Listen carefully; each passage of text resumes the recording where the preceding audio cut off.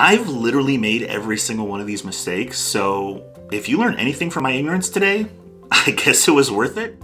Hey guys, Kamo here. Welcome back to my channel. And in today's video, I'm going to go over 10 mistakes I've made in the past, or 10 things I wish I knew before starting my YouTube channel. And I'm also going to be giving you a couple of tools and resources that I think will really help boost your views and subscribers in 2022. So with all that out of the way, let's get into it. Now, before we can look at what it takes to really grow on YouTube, we got to be on the same page with something first, and that is the YouTube algorithm is not biased. Okay, this would almost be considered a mistake I made in the past. I remember there would be days where I'd be like, the YouTube algorithm hates me. You know, I bet if I had blonde hair, blue eyes, and a six-pack, she'd be begging to take me to the Sadie Hawkins dance. I might be thinking of something else. The point is, it's not a person with thoughts and feelings like I have. It doesn't make decisions based on your age, race, gender, or body type, unlike some people I know. You know what, Beatrice? I'm actually a really great dancer, and you're the one that missed out, okay? Not me. Sorry, guys, it had to be said. The YouTube algorithm is actually kind of an artificial intelligence, and its really only main objective is to try to keep people on platform as long as possible.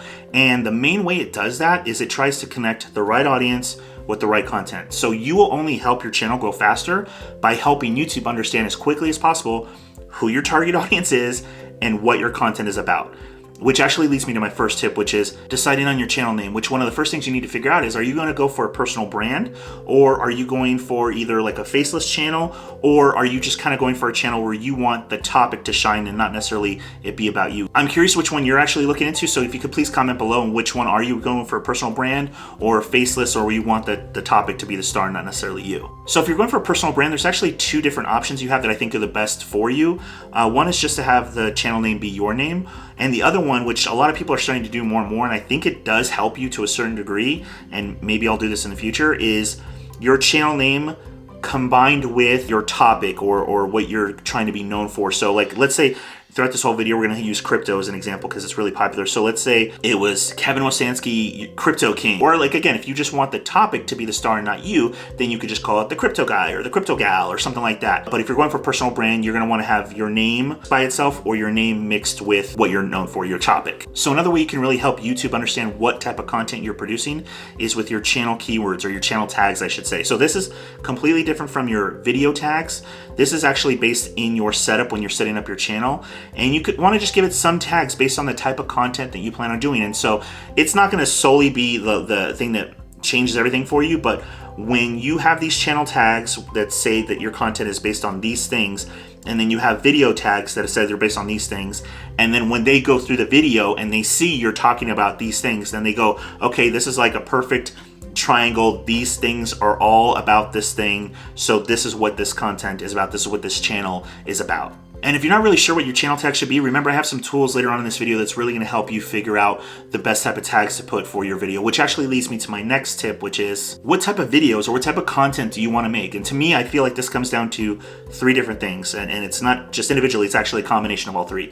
It comes down to your passion, your knowledge, and your personality. Now, assuming that you're going into a niche that's actually kind of competitive, I want to go over a few different ways that you can really stand out or niche down or really help lower that competition. And the first thing you have to look at is the information you're giving different from everybody else? So again, we're going to use crypto as an example.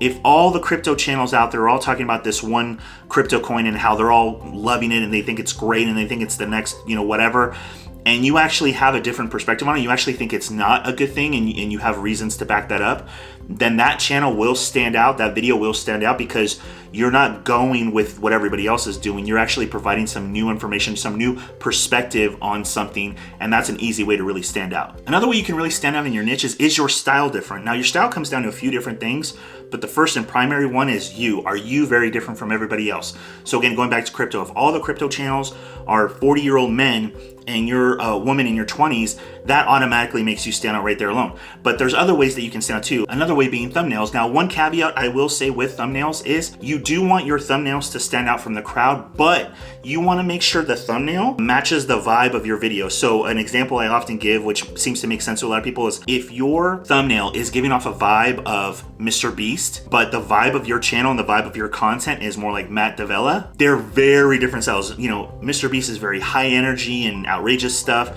and Matt is very mellow and low key. So if you are presenting your thumbnail to be one thing and they click in and expecting that, and then you're giving them this, they're gonna click out right away, even if you're giving them valuable content that they need. And the final way you can really stand out in your niche is your personality different? Now this kind of comes down to 3 different content types. There's, information based, entertainment based, and like personality or connection based. So all channels should have some degree of all of these, but whichever one is the dominant one. So again, going back to crypto, if all the crypto channels are very information based, it's like, this is good, this is bad, here's why, and that's the gist of their video. And then you're coming in and you're more adding some entertainment flair, like I said, with the B-roll stuff or some music or whatever. Or even if you're trying to maybe connect more and like really trying to build a connection with the viewer and try and be in their shoes, try and connect with them and make sure that the investment advice you're giving them, again, going back to crypto, is what's really best for them depending on their situation. That's gonna really stand out from the other ones too. Another thing I really wish I knew ahead of time was to create an upload schedule. And I will say this to anyone who doesn't have one, it's not hard. I kind of give everybody the same standard golden rule because it seems to be accessible and easy for most people to do, which is this. Just do 1 video a week. Do that until you feel like you've got that down, right? Till that's no longer a real big challenge for you.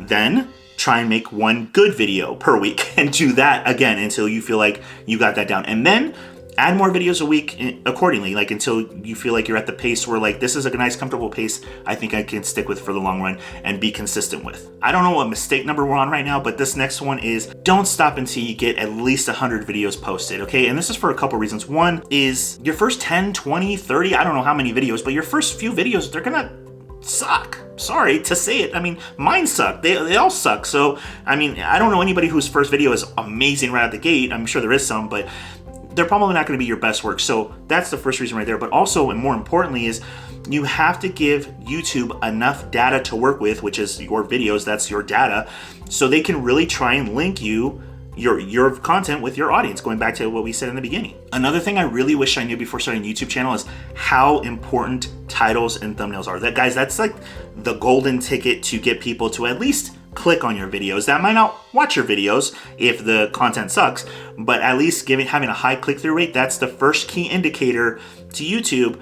These videos might be good. Then they base it on, okay, how long are they watching? If they're not watching for long, obviously they're not gonna push those. But if a lot of people are clicking on them and a lot of people are watching them, they're gonna push it to more people. So that call comes down to humans. Okay, is the thumbnail enticing?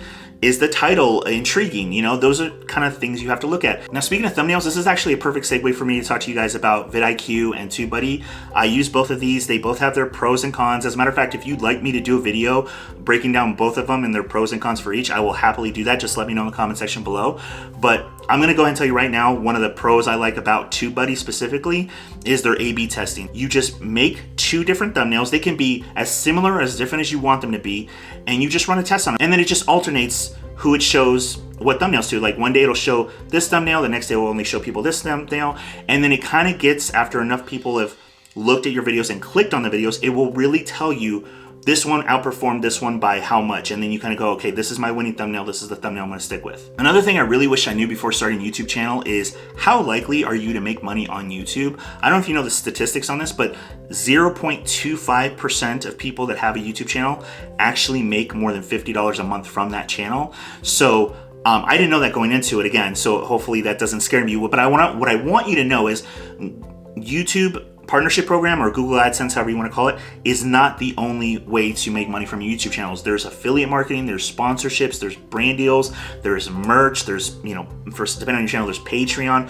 You can sell courses, ebooks, all that kind of stuff. So I don't want anyone to feel like they're limited just from making money from the YouTube partnership program. But just in case you're not sure how to get monetized with the YouTube partnership program, I'll just tell you real quickly, you need 1,000 subscribers and 4,000 hours of watch time, all within a calendar year. Another mistake I made that I really wish I hadn't made is not knowing enough about SEO and keyword research. And full transparency with here, my kind of motto in life is always bet on yourself and always better yourself. And so I do that by investing in things that I really feel will help me be better. And again, going back to what I mentioned earlier, TubeBuddy and vidIQ both were really monumental in helping me with that. Not just with thumbnails, like I mentioned earlier, they can actually help you come up with video ideas. They can help you determine what your competition's doing and kind of ride certain trends. They can help you figure out which keywords are the best to use in your title or description to help attract the bigger audience.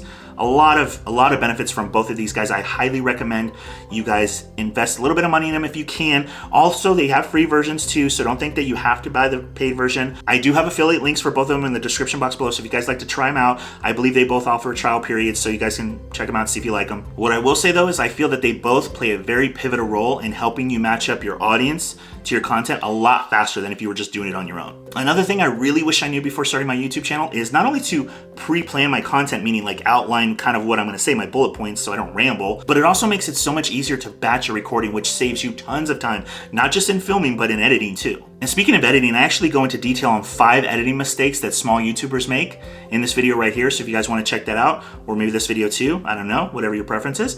And if you don't mind, maybe gently tickle that like button. If you enjoy this video, if you didn't enjoy this video, I'm not asking you to do something you don't feel comfortable doing. We have all the time in the world whenever you're ready. I'm not pushing you. I don't want to rush. Let's take this slow. I still appreciate you. Thanks for watching. Till next time.